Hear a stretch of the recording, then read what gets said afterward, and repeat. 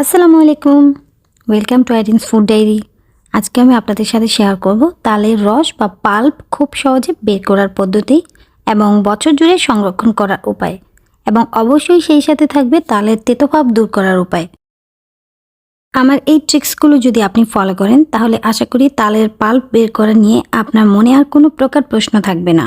এখানে একটা মাঝারি সাইজের তাল নিয়েছি, আর প্রথমে তালের উপরে যে শক্ত অংশটা আছে সেটা খুলে ফেলবো। অনেকেরই একটা ভুল ধারণা আছে যে তালের রস বের করা এবং প্রসেস করা খুব ঝামেলার একটা কাজ, তবে আজকে আমি খুব সহজভাবে আপনাদেরকে দেখাবো। এই জন্য প্রথমে তালের উপরে যে স্কিনটা আছে সেটা খুলে নিতে হবে। আর এই তালের স্কিনটা খোলা কিন্তু একদমই সহজ। একটা সাইড থেকে এভাবে টান দিলেই খোসাটা উঠে আসছে। তালের উপরের এই শক্ত অংশটাও বের করে নিতে হবে। একটা ছুরি দিয়ে ঘুরিয়ে ঘুরিয়ে এভাবে করে ফেলে দিচ্ছি। এখন এই তালটাতে দুইটা আটি হয়েছে। আজকে যেহেতু আমি তিনটা পদ্ধতি শেয়ার করছি, তো এখন প্রথম পদ্ধতিটা দেখাচ্ছি। একটা বাটির উপরে এরকম একটা স্ট্রেনার বসিয়ে নেব, আর তালের আটিটা নিয়ে এইভাবে আস্তে আস্তে ঘষে নেব। এই প্রসেসটা যে কোনো প্লাস্টিকের ঝুড়ি বা বেতের ঝুড়ি দিয়েও করা যাবে। এই যে দেখতে পাচ্ছেন স্ট্রেনারের নিচে কত ইজিলি তালের রসটা বের হয়ে গেছে। এখন দ্বিতীয় পদ্ধতিটা দেখাচ্ছি। এরকম গ্রেটার কিন্তু আমাদের সবার বাড়িতেই আছে। এখন একটা তালের আটি নিয়ে এভাবে করে গ্রেট করতে থাকতে হবে। আর এই গ্রেট করার ফলে কিন্তু আটিটা থেকে তালের রসটা একদম সুন্দরভাবে নিচে পড়ে যাবে।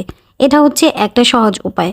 তো কিছুক্ষণ পর কিন্তু গ্রেট করার পর দেখা যাবে আটিটা একদম সাদা হয়ে গেছে, পুরোটা রস বাটিতে চলে গেছে।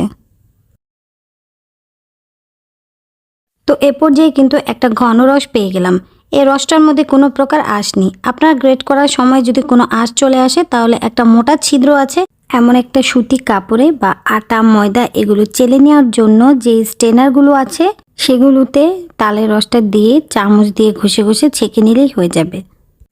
এখন এই রসটা একটা এয়ারটাইট বক্সে করে ডিপ ফ্রিজে 1 বছরের মতো সংরক্ষণ করা যাবে। আর আমি এই রসটা বের করার সময় যেহেতু কোনো পানি ব্যবহার করিনি, তাই এখানে তেতো ভাব তেমন একটা নেই বললেই চলে।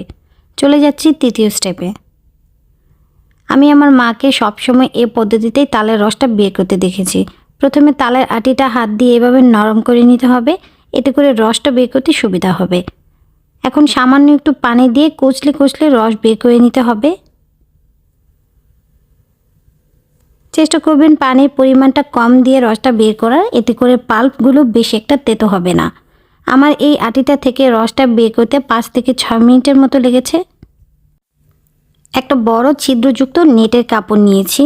এখন সম্পূর্ণ রসটা এই কাপড়ের উপর ঢেলে নিয়ে হাত দিয়ে চিপে নিলেই তালের যে আঁশগুলো এখানে আছে সেগুলো খুব সহজেই আলাদা হয়ে যাবে। এই যে দেখতে পাচ্ছেন কত সহজেই আঁশগুলো আলাদা হয়ে গেল। এই পিউরিটা এখন অর্ধেকটা একটা পাতলা সুতি কাপড়ের মধ্যে ঢেলে নিচ্ছি, এবং কাপড়টা এইভাবে পেঁচিয়ে কোনো একটা জায়গায় ঝুলিয়ে রাখবো। আর এই যে টুপ টুপ করে যে পানিটা পড়ছে এটার সাথেই তালের যে তেতো ভাবটা আছে সেটা চলে যাবে। প্রায় 5-6 ঘন্টা এভাবে ঝুলিয়ে রেখেছিলাম, তারপর অবস্থাটা এরকম হয়েছে। এখন এই তালের রসটা খাওয়ার জন্য একদম রেডি। এটা দিয়ে এখন যে কোনো ধরনের পিঠা কেক বানানো যাবে।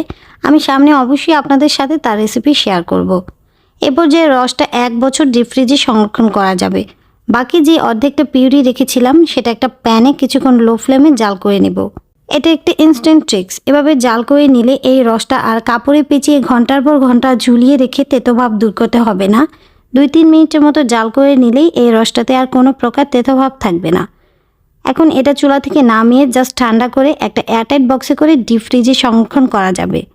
যখন আপনি কোনো তালের পিঠা বানাবেন তার 2 থেকে 1 ঘন্টা আগে ফ্রিজ থেকে নামিয়ে নর্মাল টেম্পারেচারে এনে পিঠার যে ব্যাটারটা রেডি করবেন সেটার সাথে মিক্সড করে নিলেই হয়ে যাবে। আপনাদের বোঝার সুবিধার্থে আমি আরও একবার বলে দিচ্ছি, আমি আজকে 3 ভাবে তালের আটি থেকে রস বের করার পদ্ধতি দেখিয়েছি, এবং যে পদ্ধতিটাতে আমি পানি ব্যবহার করিনি সেটা কোনো রকম তেতো ছিল না, আর যেটাতে পানি ব্যবহার করেছি সেটাকেও আমি 2 ভাবে তেতোভাব দূর করার উপায় দেখিয়েছি। সবাই ভালো থাকবেন, সুস্থ থাকবেন। আল্লাহ হাফেজ।